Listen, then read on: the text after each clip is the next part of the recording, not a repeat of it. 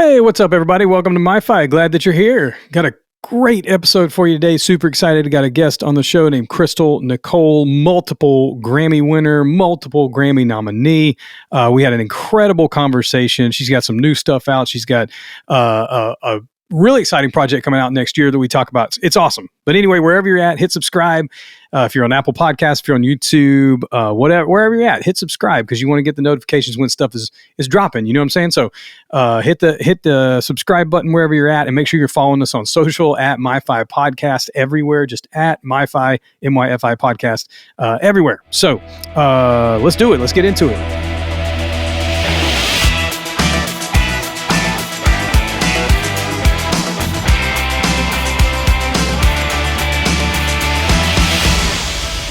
All right, here we are. Another show. Maybe the last one in 2022. I'm trying to squeeze one more in, but this may be it. This may be the last episode, and if it is, it's a heck of a way to end the year. You guys are going to love the episode. Crystal Nicole's on the show today. I'm going to talk more about her in just a minute. But first, I did a bonus episode last week, and if you haven't listened to it, seen it, whatever, go check it out. I talk about my favorite albums of 2022, and I did some honorable mentions, and then I talked about my 10 favorite records in order. And I won't talk about it because I want you to go listen to it, but I'd like to confess a few that I missed from 2022. Now, I was trying to do the episodes in a little bit of a different order this month, and we had to reschedule some things, and that's all good. However, I just took a little road trip and I was listening through some other records that were kind of on my list from 2022, and I forgot a few. They just, you know what I'm saying? I still stand by my list of the top 10, but I think I would have had either more on the honorable mentions or I may would have shifted some stuff around. You know what I'm saying? There was just some records that I go, oh man, I forgot about that. Oh, this. And I should have done a better job. However, I think I stand by my list of the top 10. Maybe there's like one I would slide in, but I went through and listened to some more records that people had sent me, some that didn't really make any of the other, like I went through Pitchfork and Paste and Rolling Stone and all their lists and some other websites that I follow too. And there were a few that I missed. So I want to just mention these really briefly. Then I'll talk about my record for the week and we'll get into it. You know what I'm saying? So, here's some records I missed that didn't make my list of honorable mention or didn't make my top 10. The first is the Taylor Swift Midnight's record. Phenomenal songwriting, phenomenal production in particular on that record. Cover to cover, I listened to it several times. I had about 12 hours on the road over the past couple of days just driving for some stuff. And I listened to that whole record a couple of times. Incredible record. I'm super sorry that I didn't mention that in the episode. So I'm sure that you listen to it. It's not like she needs any promotion from me or from MyFi, but I wanted to mention because I think that's a really great record. I think she's a really great songwriter. Also, the Kendrick Lamar record, Mr. Morale and the Big Steppers. For whatever reason, I went through a long period where I wasn't listening to a lot of hip hop this year. So I went back and caught up on a few of those records, actually. The Drake and 21 Savage record's really great. Future released a record this year that was really great as well. But the Kendrick Lamar, everything Kendrick Lamar does is amazing. And I don't think he's released a record that won't be a classic, to be quite honest. And Mr. Morale and the Big Steppers is no different. He is an incredible storyteller. The songs are great. But to me, the brilliance of Kendrick Lamar records is the record in its totality, like front to back. And so if you haven't gotten to listen, if you've heard Kendrick Lamar songs, but you never sat down and listened to a record, I encourage you to do that. Third on this list, I want to mention 5 that I missed. Third is Fickle Friends. A friend of mine named Richard sent me this record. They're a UK band. They've been around since like 2013, 2014. I think their first record was 2017, 2018. This is their second full-length album. It's called Are We Gonna Be All Right? Great indie pop music. Fantastic indie pop stuff. And you should go listen to it. The group's called Fickle Friends. Kind of an underground, I mean, not underground, but like they're not like a well-known band. And this record didn't make any top 100 albums of the year list or anything like that, just because I think that they're just kind of off some people's radars, but I think this record is going to put them on it. They released this record a little earlier in the year, and then they released another single, I think around March or April or something. But this whole record is fantastic. It's just great indie pop songs. Next, I want to mention the Phoenix record that came out this year. I've been following that band for quite a while, and I've loved every record they've ever done. I think they're fantastic. And this record is called Alpha Zulu. It is Really, really fantastic. And did I get the name of that right? I'm gonna actually go look and make sure I did. Is that the name of that Phoenix record? Now I'm like second guessing myself. Where is that thing? I think that's what it's called. Somebody can correct me in the comments if that's wrong. Yeah, Alpha Zulu. Yeah, I knew that was right. See, I knew I was close. It was right. Great French pop band. If you've never heard them, pop indie kind of band too. But incredible songwriting on this record. And I think that you should go listen to it. It's great. Cover art's great too. It was pretty captivating to me. You'll have to go see it to check it out. And last on the list, singer-songwriter, guitarist Madison Cunningham released a record called Revealer this year. It was really critically acclaimed by music blogs and magazines and whatnot. I didn't see it on any top 100 lists, I think. And I think it's just because she's still kind of up and coming as well, maybe a little bit like Fickle Friends, but she's well known in songwriting, indie rock guitar sort of circles. And she's fantastic. Madison Cunningham's album Revealer, really, really great. So go check out those records. Obviously, you've probably listened to Taylor Swift. Maybe you've listened to the Kendrick Lamar record, Fickle Friends, Are We Gonna Be All Right, Phoenix, Alpha Zulu, and Madison Cunningham, Revealer. Those are just some records that I didn't mention in my honorable mentions or that made my top 10 of the year, but they were some of my favorites and incredible records for sure. So go check them out. My record of the week is Death Cab for Cutie, Plans. And I actually got it on vinyl last week. A friend of mine named Nick hooked me up for Christmas, and it was the right record at the right time for me. We were laughing about it because it's been on my list. They repressed it a while back, but it's been kind of hard to find for a while. And he picked it up in a local shop, I think like Barnes and Noble or something. And it's a 180 gram, like really great repress of the record, and just right record at the right time. Sometimes you need some sad tunes, you know what I'm saying? And that record it's sad, but like in all the great ways. So love that album. Super grateful to listen through that again this week. I'm a Death Cab fan, not super fan, but really love Ben Gibbard's songwriting, and Plans is by far my personal. I know people love Transatlanticism and some of their other records more. Plans was the intro record to me for Death Cab, and then I kind of went backwards on the recommendation of some friends. And those earlier records are great for sure, but Plans was my intro to Death Cab and a really special record to me personally. So I really enjoyed getting back into that this week. So let's talk about the show today. Got my friend Crystal Nicole on. She is an incredible Grammy Award winning. She's been nominated several times, 7, 8, 9 times. I don't know, maybe more than that for Grammys. She's won 2 or 3 times Grammy Award winner, songwriter, incredible singer. She's written songs for so many people. It's mind blowing. Janet Jackson, Jennifer Lopez, Keke Palmer, Natasha Bedingfield, Rhianna. She's co-written with Mariah Carey, Ciara, Jennifer Hudson, Beyonce. I mean, you name it, she's done it. She's been with EMI and now Sony for years and years as a songwriter. She's an incredible artist, although she's never released a solo, like a full length Crystal Nicole album. And we talk about that a little bit in the episode, so I think you'll be excited. She's got a brand new song called "Hush, Silent Night." It's kind of it's a Christmas tune that she did with Q Parker. It just came out this week on YouTube and streaming services. Make sure to go watch the video, listen to it. It's great. Christmas songs, we tend to listen to the same thing over and over again because we kind of start to connect things with memories. But I always appreciate when good new Christmas tunes come out. And this is definitely one of those. It's kind of built a little bit lyrically around Silent Night, but it's a totally fresh deal. So you should go listen to that and watch it on YouTube. I actually put the link to that in the show notes. So just go click it, check it out. Make sure you follow her on social. She's at the THEE 2 E's _ Crystal Nicole, at the _ Crystal Nicole on social media, and IamCrystalNicole.com is her website. Please go check those out and enjoy this time I had hanging out with my friend Crystal Nicole. Crystal Nicole, how are you? I'm good. I can't complain. How about you? I'm doing good. It's great to see you. Your reputation precedes you.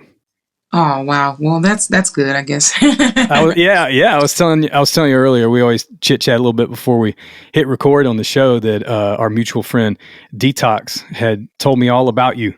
And He's a great bass player here in the Atlanta area, great guy. So I was excited Yeah, I was excited to hang with you. Where are you at right now? Where are you? Right now, I'm in Georgia. I'm Nice. born and raised here. And so I'm awesome. here tomorrow morning. I leave to go to Dallas because I have a big show in Dallas on Friday. Nice. So I'm just kind of getting things together before I go.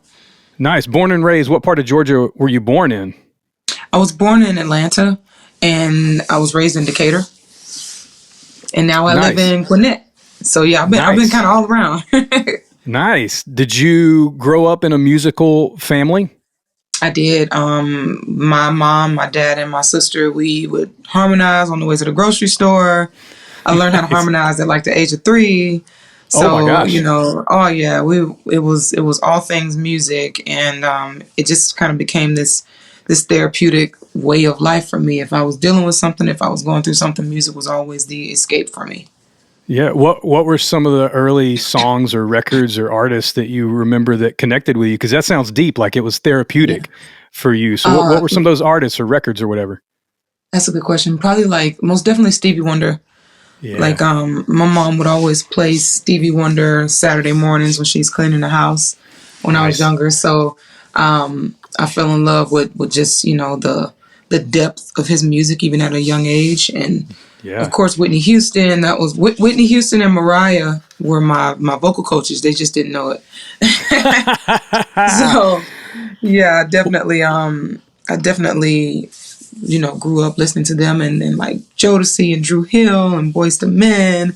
Have just an array of R&B influences. Celine Dion. She was part vocal coach as well. Nice. So it's all over. That's pretty crazy though, because later you got to do a little work with Mariah, right? I did. She was my first major artist. I got my first #1 record with her, and so knowing that I listened to her growing up, and then being in the studio with her, and just kind of having moments where we just harmonized some of her old records together, and I'm like, is this really happening right now? That is crazy. I saw recently Millie Bobby Brown from Stranger Things was on the Tonight Show recently, and she was telling this story about how Mariah would just like randomly start singing in conversation, and everybody was laughing like it wasn't true. But later, like a week or two later, Mariah was on the Tonight Show with Fallon, and they played that clip, and she was like, "Yeah, it's true. I do that." Yes. Oh yeah. Like mid conversation, she'd sing, and it'd be like a recording. That's hilarious. Yeah. Well, I mean, okay. So let's go back. Childhood. You listened to all this stuff growing up in Atlanta. Do you remember what the first like piece of music was that you like? So you're listening to your mom's stuff, your dad's stuff, around the house. What was the first piece of music that you bought, like you chose that? Maybe it was a CD, cassette, whatever it was. Do you remember what that was? Yes, I do. That's so crazy.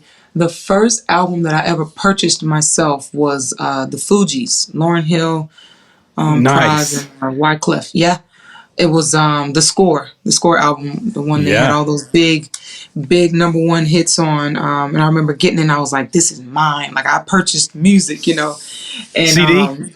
CD. Well, no, it was a tape. Oh, yeah. It was a tape, yo! Wow.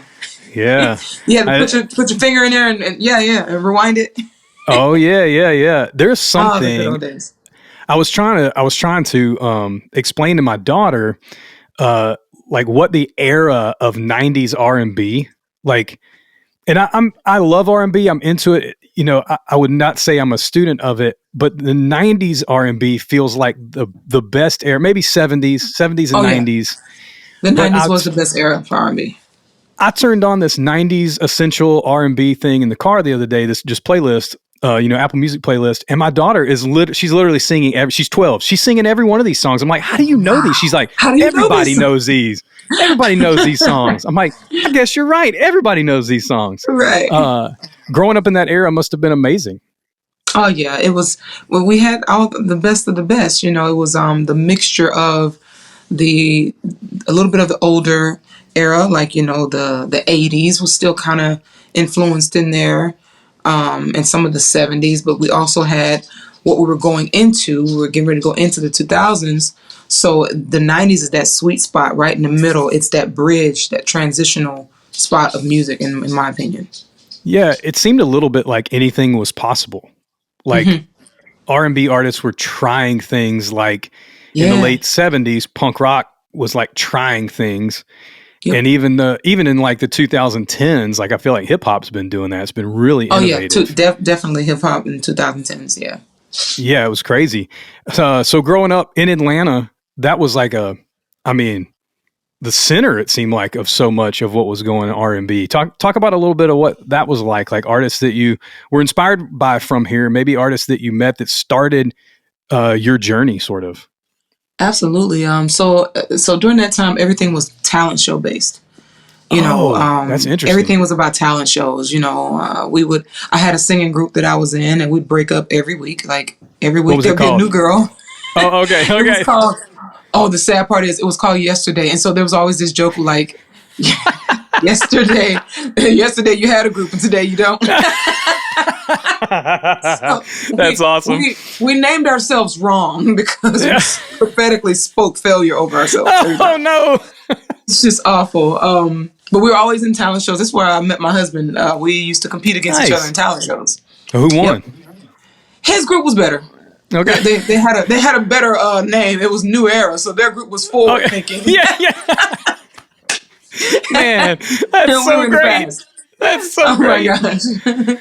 So yeah, everything was about just being a part of talent shows and groups. Groups were a big deal back then. Nowadays everything's solo, but back then it was if you didn't have 2 or 3 other people around you, it was like what's the point? Why do you think that was? I think back then it was I think music kind of represents culture in a lot of ways, and because of that, it seemed like things were more family oriented back then. Things were more community based back then, even outside of music, just in general. There was more camaraderie back then. And now everything is so independent. I got to get it by myself and I don't need nobody else. And, it's such an independent based system now, just culturally and just business wise and all that. So I think the groups kind of represented that musically, that it was a little bit more close knit back then. Yeah, that's interesting because I remember a lot of groups, especially in the 90s, and then people going solo from within those groups, you know, like Destiny's Child to Beyonce, you know what I'm saying? Yep. Like, and then all those girls had great solo careers. Do you think that's cyclical though? I'm trying to think in my mind, like, was the 70s or 80s, the 80s? Oh, like is it coming back around? Like, yeah, like off the top of my head, I think the 80s may have been more solo in based. Terms of R&B. Like I'm trying to think like Lionel Richie. It may come back around. That'd be super cool. I think because nowadays people are doing a lot of collaborations. Yeah.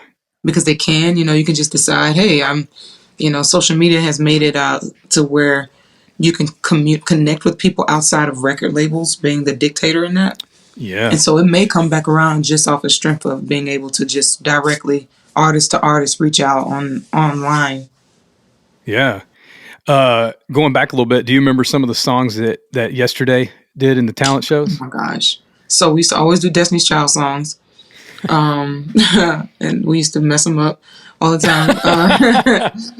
We used to always do like, we take songs from like Dru Hill or Boyz II Men and make like female versions. Escape was a big deal for us being here in Atlanta. All things Jermaine Dupri, because he was kind of like the musical mayor of Atlanta. And so we did a lot of, those things, 112 and Jagged Edge, all those kind of things. Very southern based music. We didn't really dibble and dabble a lot into like East Coast, West Coast, type, like whatever they were doing. Because I think they were leaning a lot more towards hip hop. I could be wrong, but it felt like the R&B and those type of things were coming from southern side of things more so. Yeah. So it was all things, trying to think who else was out during that time. You definitely have SWV. Yeah. That was good. I was trying to think of. Yep. It's amazing to me how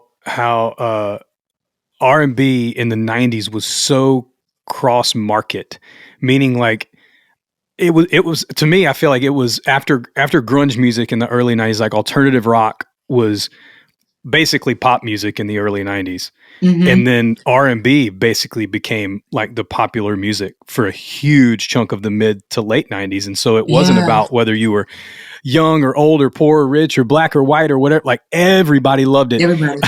I have a friend of mine who listens to the podcast. I know he'll remember this, but there was a Shai, I think was the group. Yep. They had a tune, If I... and if I am. Yeah. Yes. There was a bunch of us on a basketball team. We get together thinking we could sing. We're trying to harmonize in the locker room, singing all. I mean, it was just everywhere. It was such a great era. Growing up in that, do you remember like a breakthrough moment? Because obviously you're a Grammy winner, #1 albums, Grammy nominated multiple times over, like all these things. You've had a massive career as a songwriter and singer and collaborator, co-writer, just incredible career. What was the breakthrough moment? Do you remember like that first like thing, that first moment, that first story where you're like, oh, like things are about to be different? Well, yes. So there are a few moments for different reasons. Like the first breakthrough moment was actually more of, it seemed negative, because what happened was I got fired from my job. I was working. Oh yeah, I was working at a hospital. I was doing like medical records, and I was working beside my mom. And I was always, I was in the studio till like 3 or 4 in the morning doing music stuff. But then I'd have to get up and go to work. And so I was always kind of living that dual side of, you got to grind and make money, but this is also your passion. And so honestly, if it weren't for them firing me, I never would have stepped into music full time. That moment was, as much as I was distraught. I was leaving the job weeping because I was like, I don't know what I'm going to do for money. I can't pay for my car. I can't pay for my cell phone, all these different things. But honestly, that moment is what launched me and propelled me into really just being like, you know what, at this point, I may as well just go all the way in on this songwriting thing, and see where it goes.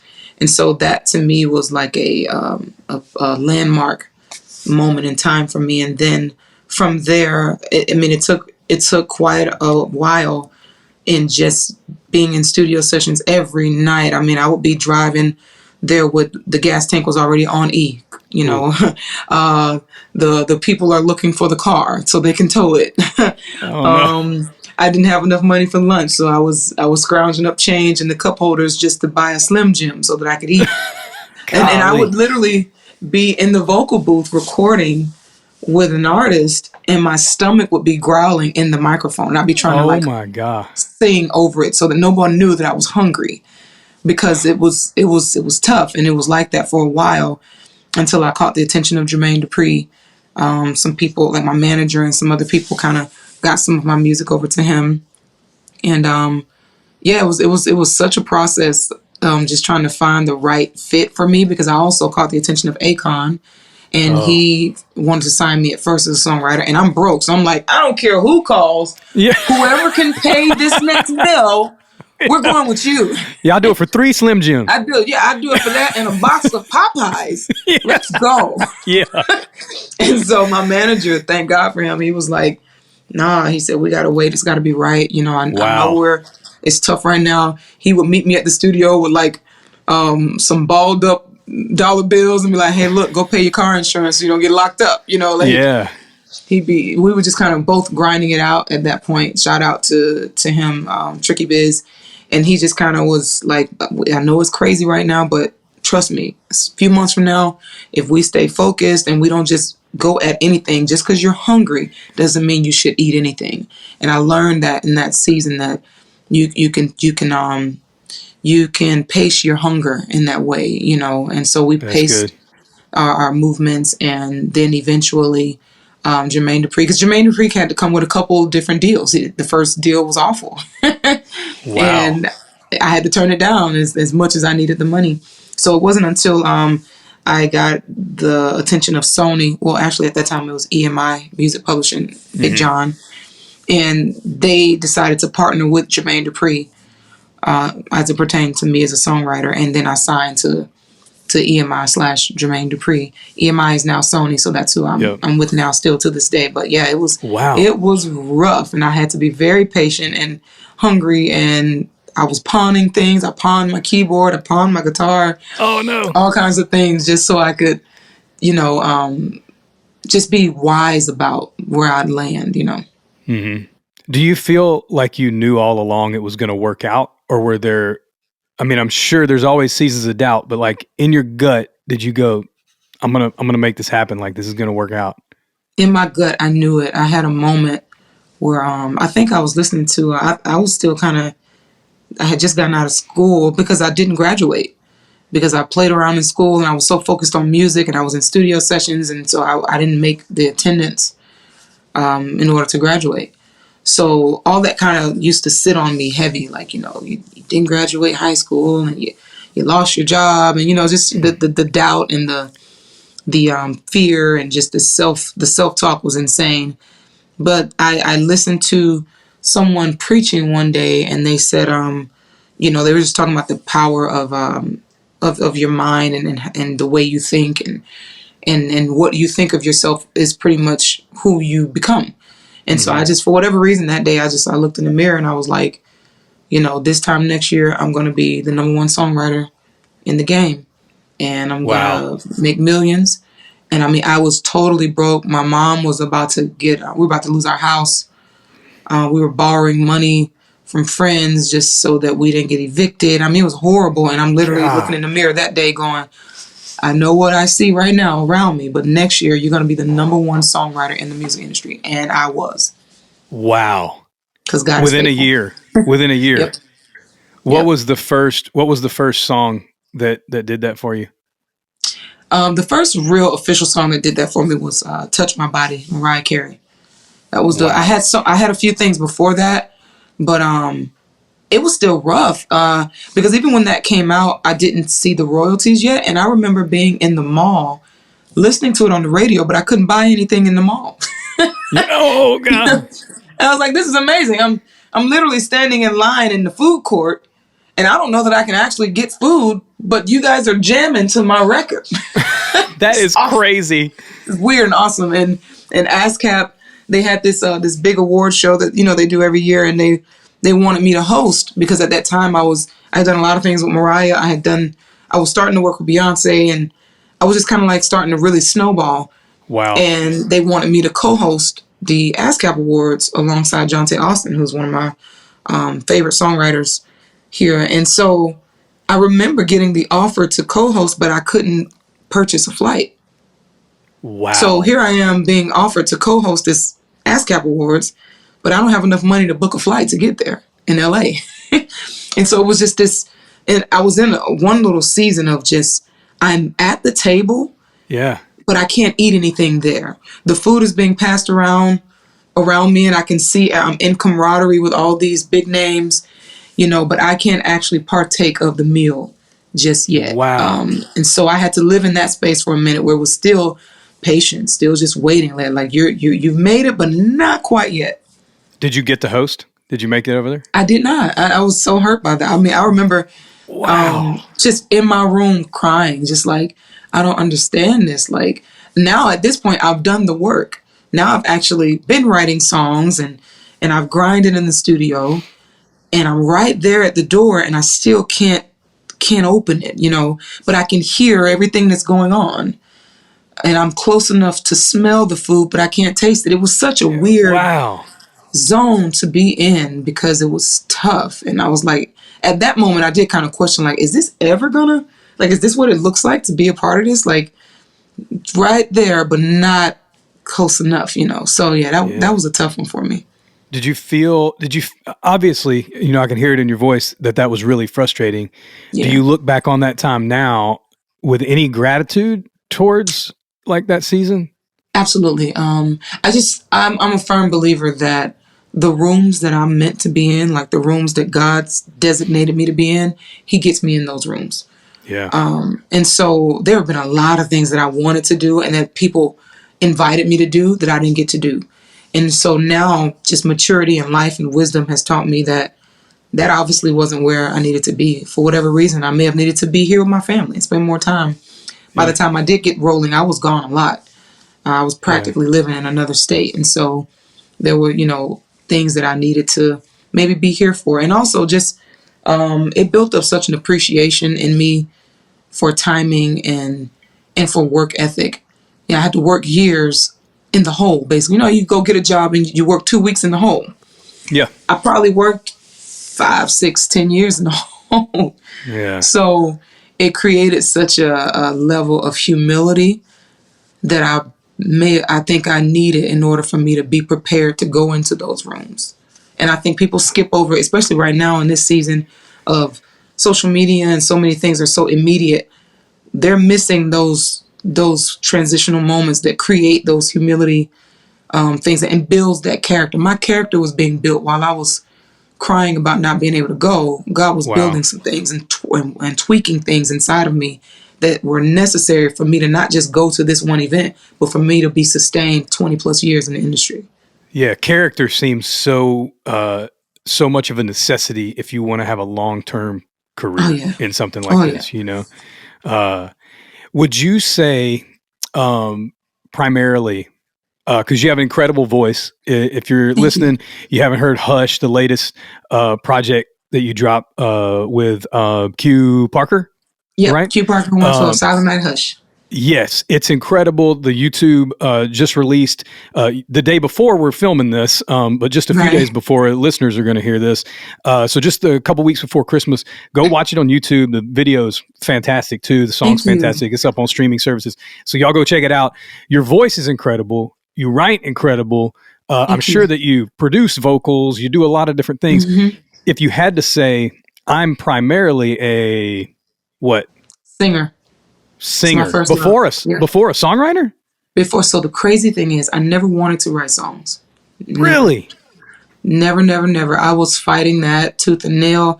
I was a singer from day one. And when my group broke up, I was always told that I wasn't pretty enough or light enough or small enough to be a solo artist. Oh my gosh. So when the group broke up, I was basically told, that's it. I was told that you'll always have the biggest talent in the room, but they'll always put a prettier girl in front. And if you don't have that girl around you, then you won't make it. So songwriting became me just being frustrated with God. Like, why would you put this gift in the wrong package? Why would you give me singing ability and put it in the wrong package? And so out of frustration, I just started writing my feelings and thoughts on paper, and they became, early songs that really sucked. You'll never hear them. They're like locked away in an old Toshiba laptop that no one will ever hear. But it really started like that, like just frustration, and I couldn't understand why I had this desire and this ability to do this, but people were telling me that I didn't have what it takes in another area. And so me becoming a songwriter, I felt like that was me admitting defeat to not being able to be a singer. I felt like, I literally felt like it was a consolation prize. I felt like, okay. And so to my surprise, people kept like, oh man, your songwriting is amazing. Oh, let's get you in the studio with this producer and that. And I would reluctantly go like, all right, I guess I'll go, whatever. But I'm just angry, and I just treated it as opportunities to sing. So, okay, I'll write this song because it gives me an opportunity to sing, because singing was my first love. And I had no idea in my young ignorance that God was developing in me a total package to where I don't have to go out to outsource my songs. I can write them myself and sing them myself. And even the vocal production tool of it, working with artists behind the scenes, all of that created such a, I was in like a boot camp, basically, that I didn't realize I was in. And it created such a total package to where I remember being in where were we? I think we were in Florida. I was working with Mariah, and her engineer, he had maybe a family emergency, and I was able to record her vocals on Pro Tools. That's awesome. Because of something that I learned reluctantly during my songwriting time. And so that's why when you ask about, is there any regret about missing out on things, it's reasons like that I don't have any regrets, because I know what God does in those moments. He's building something for future where I'm focused on something for today. Yeah. And so those were definitely moments of wow. So I never wanted to write songs, and now it is a part of me. It's like my singing's my right hand, songwriting my left, and they go hand in hand now. But initially, it was never that. Yeah. Well, Hush is amazing, and I've seen, there's a several projects, on streaming services and stuff that I see. But would there ever be an opportunity for you to do like a full on like record in the next few years? Yes, that's an amazing question. I am currently finalizing my my first full album. I put out an EP years ago. Yeah. Just had a few songs on it, but this would actually be my first official full album after all these years. That's crazy. I know. It's super exciting because on one hand, I'm like, as a songwriter, I'm considered a vet. And then as an artist, I haven't had one full album. Yeah, so that's crazy. 20 plus years, it's beautiful. It's like the best of both worlds. I got the youthfulness of this being new, but also the wisdom of having been around for so long. And I've learned enough to where I'm still learning. There's always more to learn, but I can now look at a full project in totality. I'm one of the people that they call in the industry the closer. They call certain songwriters in to come in when the album is complete to get the singles. I've done that for other artists, so now I know how to do that for myself. Yeah. I know how to vocal produce myself if I need to. I know how to outsource and collaborate with other songwriters and producers, and I know the value in that, and just things that I wouldn't know if I hadn't have been told no so many times in the past. And now I don't have to ask someone else the question, so I don't have to wait for a yes or a no. I'm at a place where I ask God, hey, you want to do an album? We doing that? All right, cool, let's go. Yeah. Where are you at in the process? Can I ask that? Oh my gosh. So here's the dangerous part about me. I have so many songs. Oh yeah. Because it's what I do. I write songs, and so I feel like I've been building this album for a long time. And so part of me feels like if I wanted to today, I could send you an entire album and wouldn't even blink. But then there's another side of me, the songwriter in me, that's like, ooh, I have a new idea. Yeah. Ooh, let's do something tomorrow. So my creativity kind of gets excited about new songs. So I actually do have some brand new records that I'm going to do debut in Texas, in Dallas on Friday, that I'm super excited about. Nice. But ultimately, I could say I'm 100% done, but just because I know that there's new information in me, new life experiences, I would say I'm about 90% done. Nice. Do you, is there any cool features? Because I know you work with everybody. So like any cool features you can talk about yet that may make it? Well, there's a single that I'm getting ready to probably release. I don't know, Jeremiah gonna tell me hush, but I don't know. But it's featuring Lecrae. So nice. That's one that I'm super excited about. I've had a long-standing friendship with him and just relationship with Reach Records and a lot of their artists, everybody from Lecrae to Tadashi, Andy Mineo. So yeah, I got something in the works with him that nice. I'm excited about. And there's a few other things up my sleeve that nice. All right. I won't pry anymore. It's good enough to know that there's a full record coming. That's fantastic. So hopefully we'll see that 2023. Yes, you will. You have a I have a book coming out too. Oh, what? Come on. Yeah, I have a memoirs coming out in the summer of next year that I'm super super duper excited about. Just from my childhood life on up through career where I am now, and so it'll be awesome to actually hear the album alongside with the book and see how those things complement each other. I'm super interested in the careers of people who have been a little bit behind the scenes, like as a writer or producer or whatever. Yeah. There was a documentary came out several years ago about career background vocalists. I think it was called 20 Feet from Stardom. Oh, that's good. It's fantastic. If you haven't seen it, it is fantastic. And there's that sounds amazing. Huge stars in it, like Bruce Springsteen and people like that, but they're interviewing like their career long, these people who have stood behind them for 20, 30 years and been incredible background singers for Springsteen or the Stones or whoever. And I'm enthralled by those. There was another documentary I watched a few years ago called Hired Guns that was about guitar players, bass players, session guys, stuff like that. And it was just fantastic. So I think I can't wait to read the memoir, because I think that's super interesting, the journey of all the stuff. I love the peek behind the curtain thing. So that'll be exciting. It's just, I spoke with my publisher this year. We did just kind of like some sessions. She called me and just asked me all these questions about childhood and everything. I have a insane childhood story. I grew up in domestic violence, and so a lot of my this musical family that we mentioned earlier that I grew up in also was destructive, and just things that I dealt with my dad and my mom. And my dad ended up shooting my mom. Oh my gosh! It's insane, and a lot of that plays into just how I processed things as a child, and how music became. I actually would turn up music on the radio to drown out my mom's screams when my dad was beating her. Oh my gosh! So when I was a child, I think that's where the comfort of music kind of got its start from with me. Wow. And so I go over all those details and everything in the book, and it's crazy for me because she had to walk me by asking me questions. I had to walk back through a lot of it, and it was stuff that I didn't even know that I remembered because I was 7 years old when a lot of it, happened. It was the first 7 years of my life or whatever. And so, it's going to be super powerful, and my album will reflect some of those emotions and things that I've had to walk through. So I think side by side, the album and the book is just going to be crazy. That's going to be powerful. Mm-hmm. Yeah. There's a couple questions I always want to make sure I ask guests on the show. One of is, do you remember the first concert that you ever went to? Yes. Oh my gosh. So I used to be a huge Immature fan. Immature. Yes. Yes, I know. And you know what's so crazy?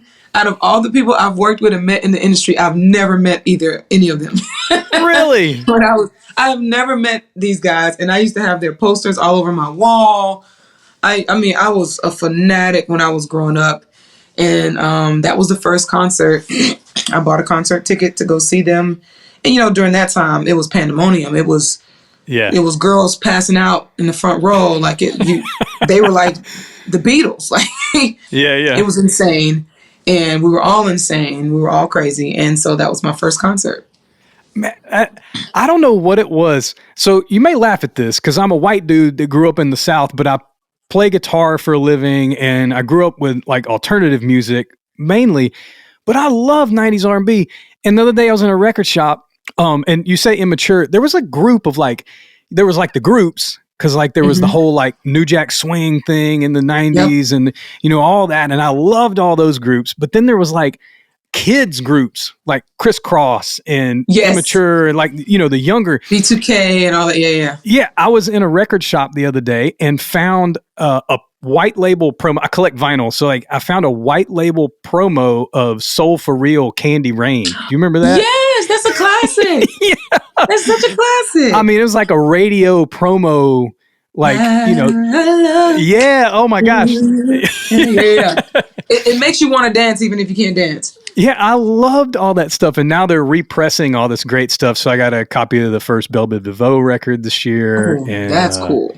Yeah, I'm hoping that they'll repress some of the early Boyz II Men stuff. That stuff's that would be awesome. Or has been a little bit hard to find. You going to press vinyl of this record you're dropping? Oh, that'd be super cool. I should. You should that'd do be it. Really awesome. You should do it. It's a big deal. I just think every song should land on a vinyl somewhere. It's just right. Yeah, even my kids are into it. They're collecting stuff that's modern stuff too, yeah. but older stuff that they love too. So you should definitely press vinyl. I'll take that advice. Yeah. I don't know. You shouldn't listen to me at all. I think that'd be cool though. I didn't think about it, but I think that'd be so now I'm picturing album cover on the big vinyl thing. That'd just be awesome. And for my 5-year-old, for her to see that and for us to spin it, and that'd just be awesome. Yeah. Yeah. All right. I always have to ask this question too. You got to pick 3 records, your 3 favorite records of all time. Your Desert Island. Yeah, I only get to listen to these 3 records for the rest of my life, kind of a thing. Ooh, that's wrong. I know. But usually it works better if you just like say the first three, or if you like say them quickly, or if you like subcategorize. Maybe it's like the three most inspirational records to you, or the three you just love to listen to the most, or whatever it is. So I'm gonna say them quickly before I edit myself. Okay. Human Nature, Michael Jackson. All right. I Will Always Love You, Whitney Houston.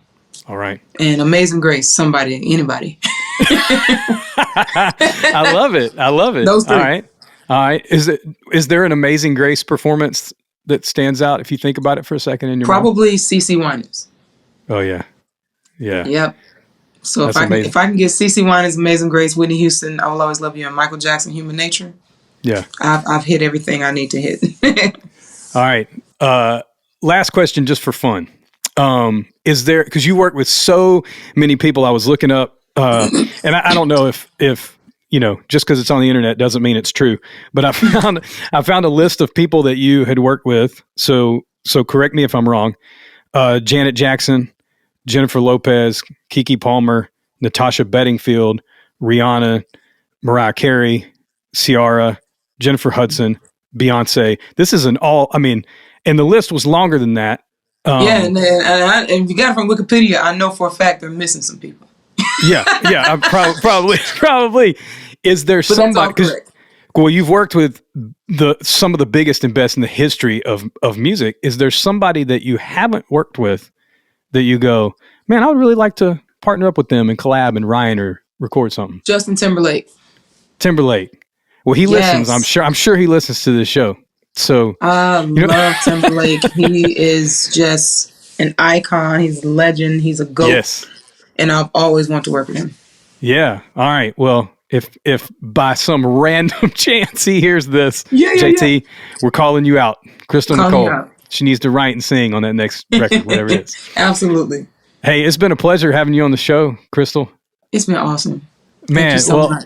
We wish you all the best. New record, new book. Make sure you go listen to Hush. It's out on YouTube right now with Q Parker 112. Great video, great song. Look for the record, look for the book, look for the vinyl. Vinyl. Yeah. This year too. Make sure you follow Crystal. She's at _, Crystal Nicole on social media, and I am crystalnicole.com. We'll put all this in the show notes. Crystal Nicole, thank you so much for being with us today. We appreciate you. Thank you so much for having me.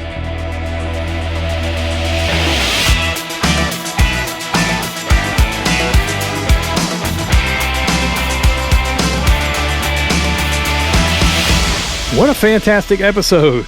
Big thanks to Crystal Nicole. Thanks to her manager, Jeremiah, Jamal, all the people on her team that work with her, just getting the episode set up. I know it's crazy scheduling around the holidays, and so I just appreciate that time. It was awesome. And you should go check out all the stuff she's got going on. Super excited. She's got that record coming out this year and the book. And I hope she does press some vinyl because she works with amazing players.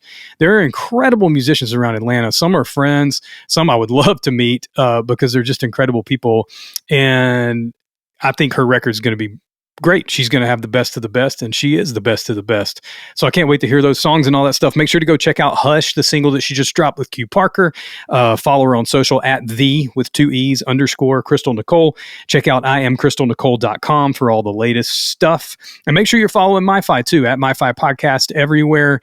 Share these episodes with people too. You can always go back and get links to everything at MyFiPodcast.com as well. And I hope you guys have a great holiday season. We're kind of wrapping up the year. I mentioned in the intro, I may try to squeeze in one more episode before the end of the year, maybe.